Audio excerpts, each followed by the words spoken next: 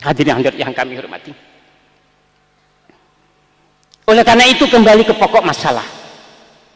Kulon jenengan diajari ya Sayyidi ya Rasulullah, agar memahami keagungan Rasulullah sallallahu alaihi wasallam. Karena tadi ayat Al-Qur'an mengatakan sifat-sifat Allah ditajallikan kepada Rasulullah. Dan ayat selanjutnya walil mu'minin.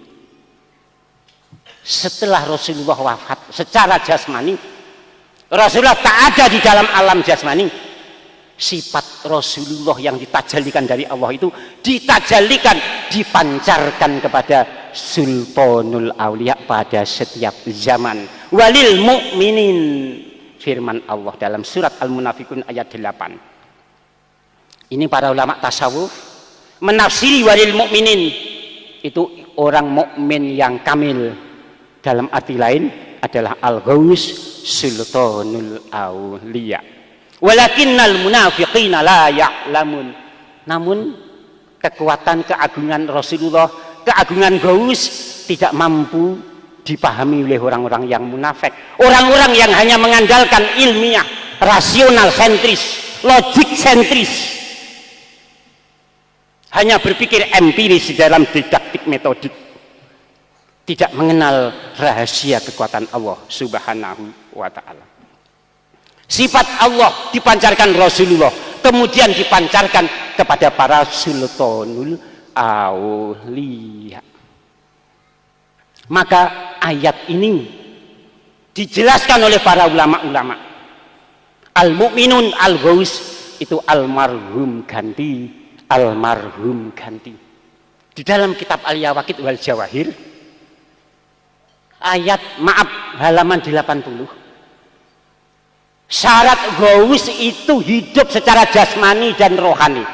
Wa syurutuhu ayyakuna dzismin tabi'in wa ruhin wala budda ayyakuna fi hadzal maujudan bi jasadi wa ruhi min ahdi adama ila yaumil qiyamah.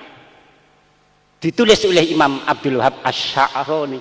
Al-Ghaus juga ini, yang almarhum 973. Beliau mengatakan syarat daripada Sultanul Aulia wujud secara jasmani dan rohani. Sejak Nabi Adam sampai hari kiamat, mereka tidak ada yang hanya wujud alam rohani, pasti dengan jasmani dan rohani. Maka tidak ada ghaus dari alam kubur, tidak ada. Maaf kawan pengamal wahidiyah yang lain, ada yang berpikir Mbah Yai bertentangan dengan prinsip tasawuf ini kalau mengatakan ghaus tetap Mbah Yai qaddasallahu sirrah wa radhiyallahu. Ini tendensi politik belaka ini. Akidah kitab-kitab tasawuf tidak ada yang membahas itu. Almarhum ganti, almarhum ganti. Hanya perbedaannya hadirat. Kalau sebelum perjuangan wahidiyah, ghaus kadang menampakkan diri, kadang merahasiakan. Dan banyak yang merahasiakan diri. Syekh Abdul Qadir menampakkan diri. Karena kalau menampakkan diri resikonya berat, berat resikonya. Tantangan dari dalam dan dari luar. Kita ingat Syekh Abdul Qadir, 100 ulama membuat surat keputusan. Ulama di Baghdad, majelis ulama Baghdad waktu itu memutuskan Syekh Abdul Qadir sesat. Seribuan muridnya habis, tinggal 7 yang istiqomah. Dalam sejarah ini Imam Sadali dikatakan sesat, diusir. Berat ghaus yang menampakkan diri itu.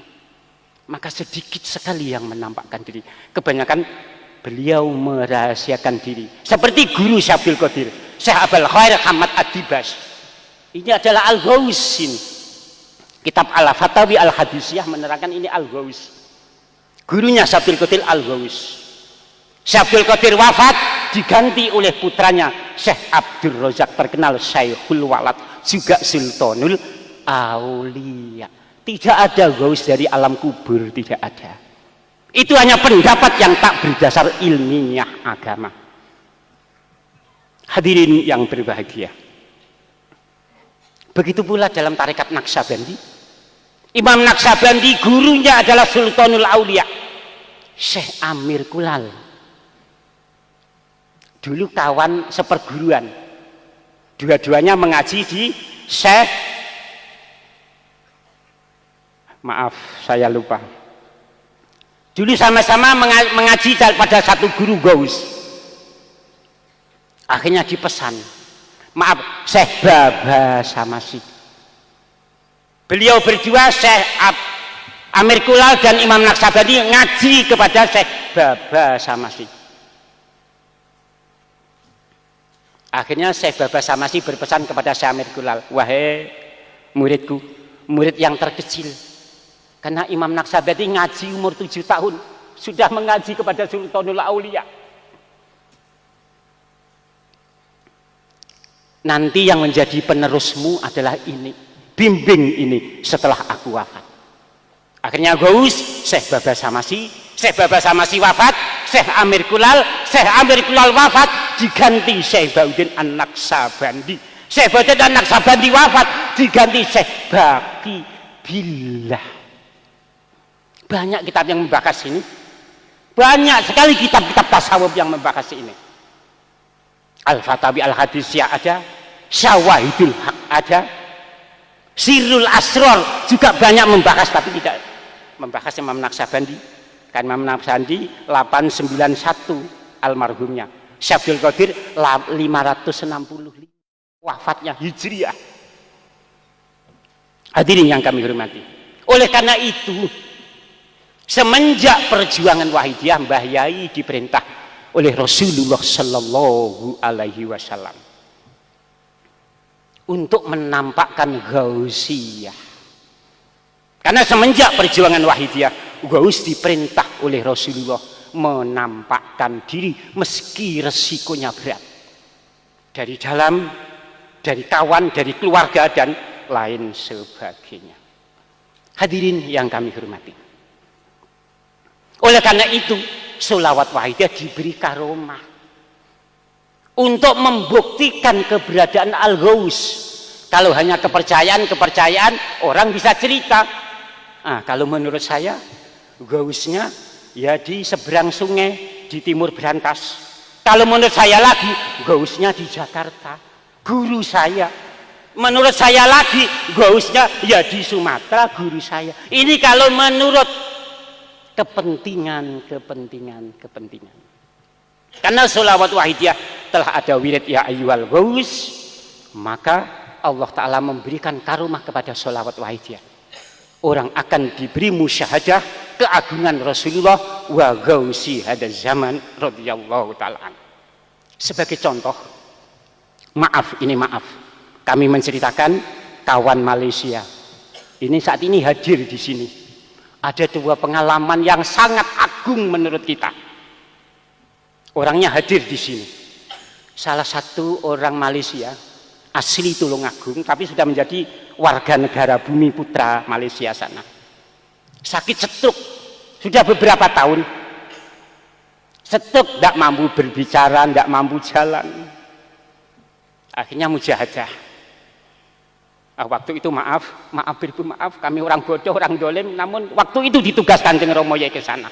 Kami penuh kekurangan. Saya pagi matur Kanjeng Rama menika wonten piantun stroke Kanjeng Rama. Mohon doa restu Kanjeng Rama. Saya ke rumahnya ditemani kawan-kawan di Malaysia mujahadah.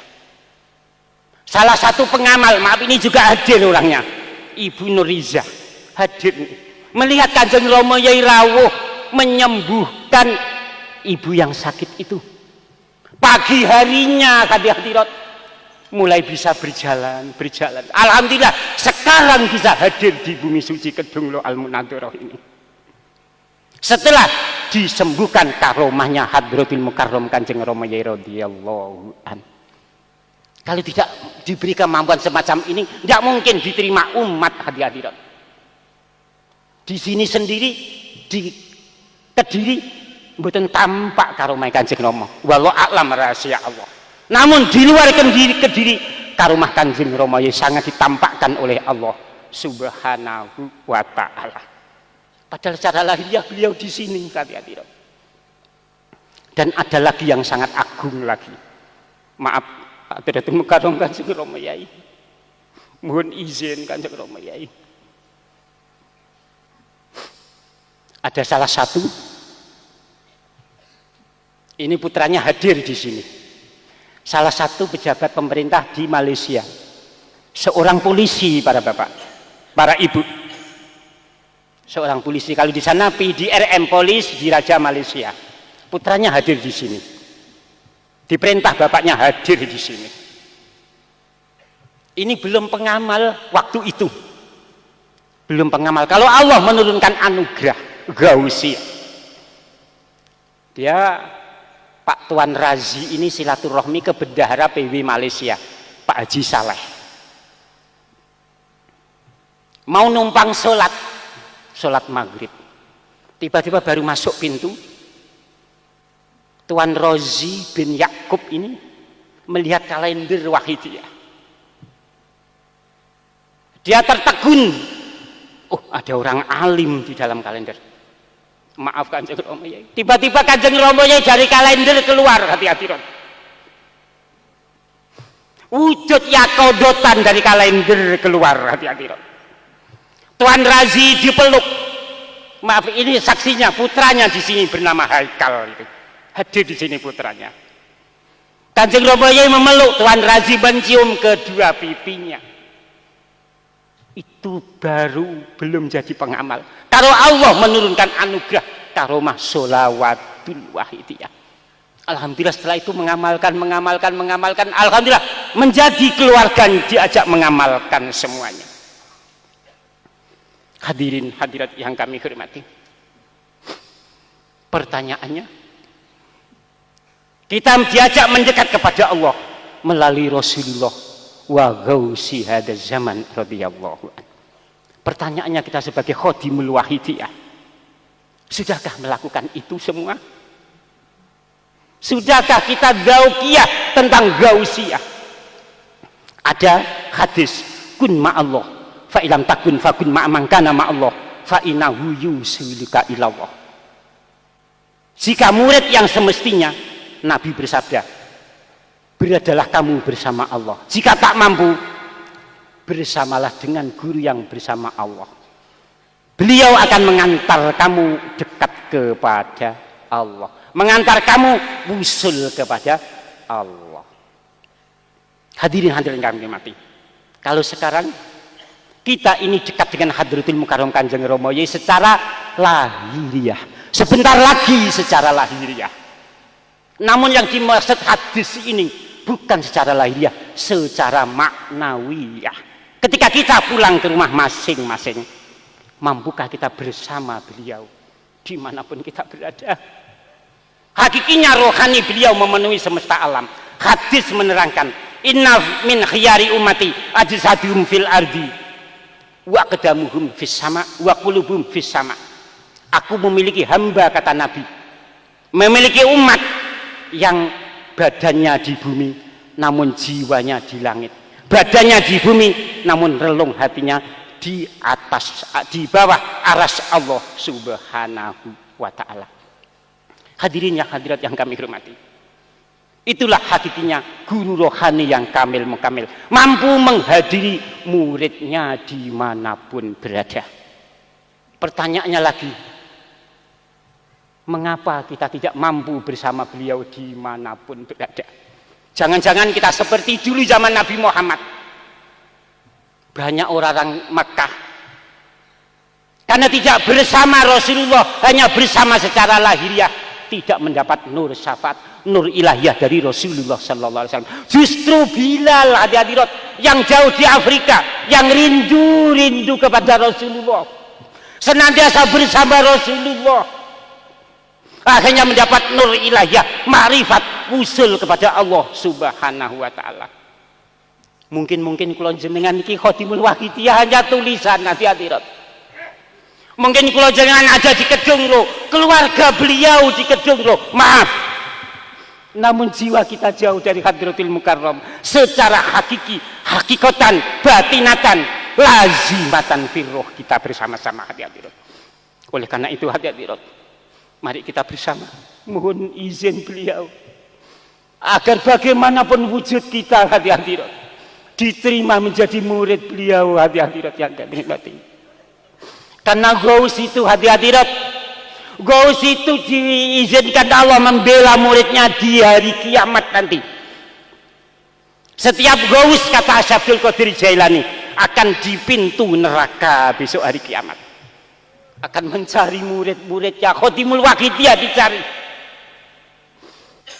Namun hati-hati orang seperti kita, terutama diri saya, pantas di dalam neraka. Hati-hati kita banyak dosa, durhaka dengan perjuangan, durhaka dengan Ghaus, durhaka dengan Hadratul Mukarram Kanjeng Rama Yai radhiyallahu anhu.